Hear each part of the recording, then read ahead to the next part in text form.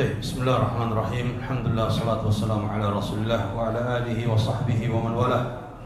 Amma ba'd. Para ikhwah wal akhwat yang dimuliakan Allah tabaraka wa taala, di antara al-adzan wal iqamah ini kita mengambil kesempatan untuk membaca risalah yang berjudul Al-Usul Al-Muhimmah fi Manhaji Ahli Sunnati wal Jamaah. Risalah ini risalah singkat, kumpulan tentang prinsip-prinsip dan pokok-pokok yang penting dalam perkara manhaj ahli sunnah wal jamaah. InsyaAllah nanti kalau sudah selesai murajaah bisa digandakan kitabnya. Sementara masih kita koreksi ulang. Tapi InsyaAllah kita akan bagikan setiap pertemuan dengan potongan PDF-nya. Para ikhwah yang dimuliakan Allah, ada kewajiban bagi kita di dalam belajar talabul ilmi adalah memperhatikan manhaj dan prinsip, karena ini yang menjadi cara kita di dalam beragama. Cara kita dalam beragama, baik berakidah, beribadah maupun bermuamalah dan berdakwah. Dan para ulama kita, ulama ahli sunnah dari zaman dahulu sampai hari ini, mereka memiliki perhatian yang kuat tentang perkara manhaj, bagaimana cara beragama yang benar, sehingga ketika seorang belajar manhaj, cara beragama yang benar, maka dia akan benar di dalam beramal, benar di dalam berdakwah. Meskipun dia sedikit ilmunya, tapi dia benar cara beragamanya. Tapi kalau orang banyak ilmunya, banyak hafalannya, sederet gelarnya, tapi manhajnya tidak benar, maka akan salah dalam beragama. Salah langkahnya, salah dakwahnya, salah. Oleh karena itu, lihat para ulama-ulama kita dan asatidzah kita, mereka orang-orang yang kibar, para senior, tua ilmunya, matang pengalamannya di dalam beragama, dalam beribadah, berdakwah. Kita lihat sampai hari ini mereka istiqomah di atas manhaj, tidak diombang-ambingkan oleh fitnah, tidak diombang-ambingkan oleh syubhat. Tentunya ini yang pertama adalah pertolongan Allah tabaraka wa taala. Kemudian apa? Kemudian usaha mereka untuk terus mempelajari manhaj sehingga benar dalam beragama. Tapi ketika kita sudah anti pelajaran akidah, pelajaran manhaj, maka ini akan membuat goyah kita dalam beragama.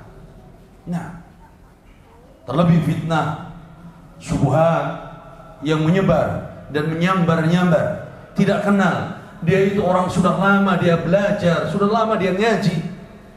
Kalau tidak benar manhajnya akan menyimpang. Ya. Maka pada risalah singkat ini kita akan membaca al-usul al-muhimmah, prinsip-prinsip penting fi manhaj ahli sunnah wal jamaah, dalam manhaj metode ahli sunnah wal jamaah. Dan kita tahu bahwa penisbatan kepada sunnah adalah penisbatan yang syaraf, mulia, sehingga ahlus sunnah wal jamaah dikatakan oleh para ulama al-mutamassikun bil kitab was sunnah, orang-orang yang berpegang teguh dengan Al-Quran dan sunnah. Wahum as-sahabah, dan barisan pertama mereka ahlus sunnah adalah para sahabat. Wa tabi'un, para tabi'in, muridnya para sahabat. Wa tabi'uhum, muridnya para tabi'in. Thumma alladhina ja'a ba'dahum, orang-orang yang datang setelah mereka, min a'immatil huda, dari para imam-imam. Wa man sara 'ala nahjihim, dan orang-orang yang menempuh jalan mereka di atas Al-Quran dan sunnah dan mengikuti langkah mereka. Ini ahli sunnah. Dimanapun dia tinggal, kapanpun dia hidup, di zaman apapun dia hidup, kalau dia mengikuti langkahnya mereka ahli sunnah. Sehingga ahli sunnah ini adalah manhaj, bukan organisasi. bukan sebuah partai, bukan. Tapi ini adalah madhab dan manhaj, metode dalam beragama. Ahli sunnah wal jamaah, mereka memiliki prinsip dan pokok, dan ini disebutkan oleh para ulama dalam kitab-kitab mereka. Dan di antara prinsip-prinsip tersebut, al-aslul awwal, prinsip yang pertama dari prinsip-prinsip yang penting, al-imanu billahi wa malaikatihi wa kutubihi wa rusulihi wal yawmil akhir wal iman bil qadari khairihi wa syarrihi. Prinsip yang pertama dari prinsip ahli sunnah adalah beriman terhadap rukun iman yang 6. Oh, apakah ada seorang muslim yang tidak beriman dengan rukun iman yang 6? Ada. Dia ngaku muslim, dia ngaku mukmin, tapi dia tidak beriman dengan rukun iman yang 6. Dikurangi masih rukun imannya. Yang harusnya 6 dikurangi. Dia tidak percaya, tidak beriman kepada apa? Kepada takdir. Dia beriman semuanya tadi 5. Yang ke-6 tidak diberiman. Dikatakan semua terjadi tanpa takdir. Dan ini ada kelompok Qadariyah. Dan ada hari ini dia mengatakan semua adalah perbuatan makhluk, tidak ada hubungannya dengan Allah Tabaraka wa Ta'ala. Maka Ahlus Sunnah, sini kita sebutkan min usuli ahli sunnati wal jamaah, di antara prinsip pokok ahli sunnah wal jamaah, al-imanu billah, beriman kepada Allah Tabaraka wa Ta'ala, wa huwa al-iqraru bi anwa'it tauhid tsalatsah. Ketika seorang meyakini dan beriman kepada Allah, maka dia harus beriman dengan tauhid yang 3. Wa'tiqaduha, dia harus meyakini, wal amalu biha, dan dia mengamalkan tauhid yang 3. Tidak cukup dia hanya meyakini saja, tapi dia harus mengamalkannya. Wahiyya tauhidur rububiyah. Yang pertama tauhid rububiyah, wa tauhidul uluhiyah, tauhid uluhiyah, wa tauhidul asma'i was sifat, dan tauhid asma dan sifat. Maka 3 macam tauhid ini wajib diimani oleh seorang hamba yang mengaku beriman kepada Allah, sehingga benar imannya. Benar imannya. Jangan hanya dia meyakini tauhid rububiyah, siapa pencipta? Allah. Sudah. Seakan-akan beriman kepada Allah dan beriman bahwa Allah satu-satunya pencipta. Tapi di mana tauhid uluhiyahnya?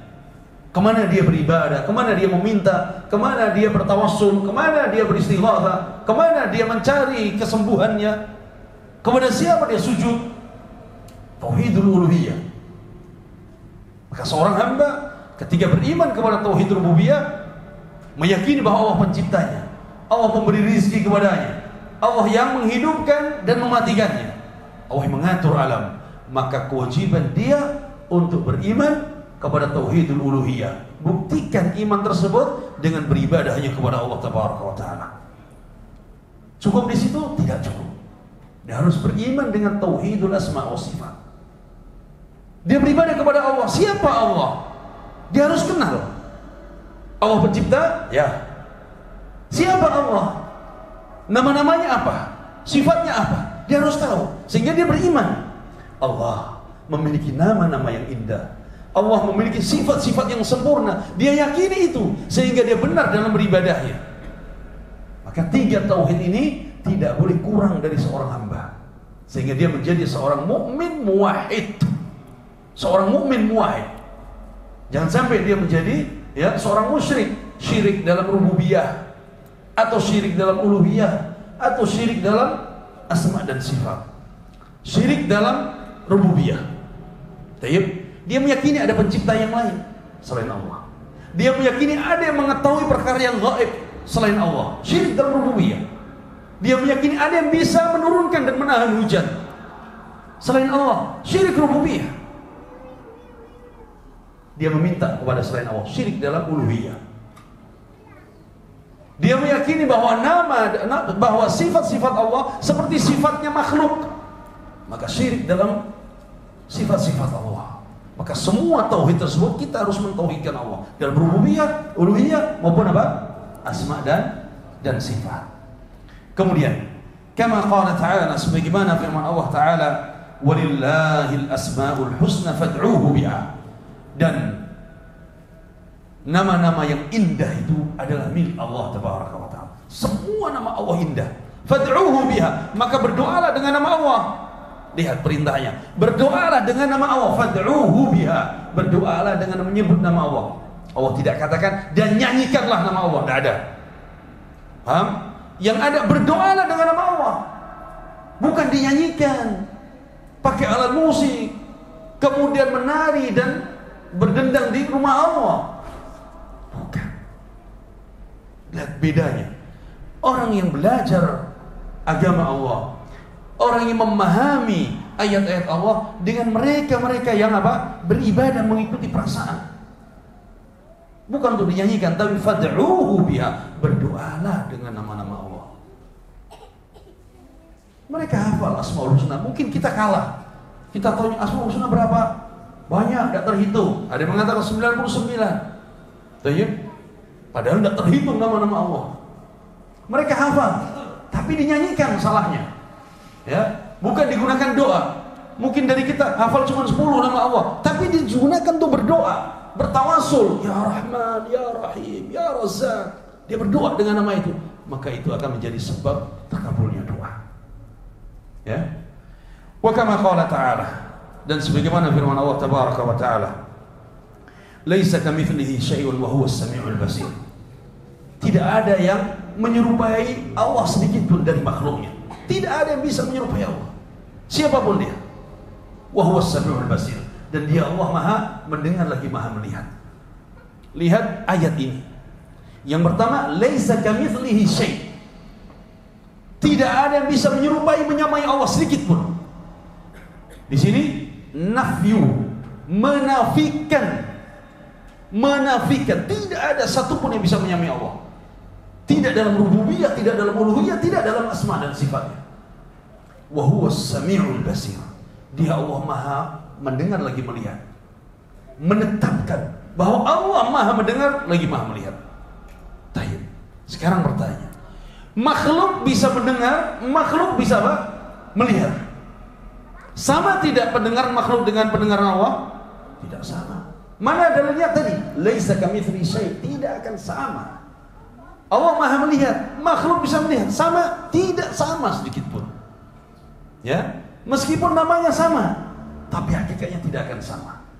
Maka ketika kita menyebutkan Allah punya nama, Allah punya sifat, yakin bahwa tidak akan sama sifat Allah yang maha kuasa dengan sifat makhluk yang maha lemah.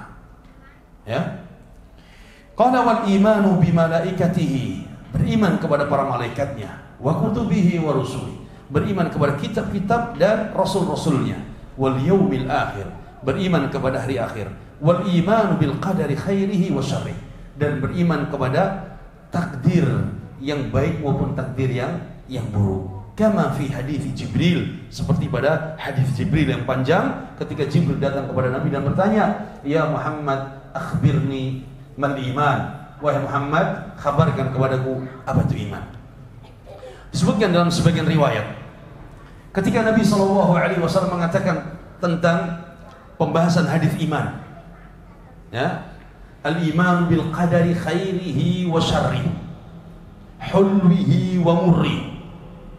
فقبض رسول الله صلى الله عليه وسلم لحيته وقال آمنت بالقدر خيره وشره حلوه ومره.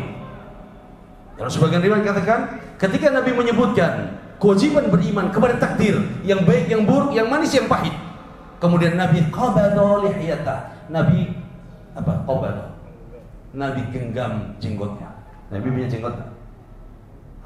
Nabi genggam jenggotnya.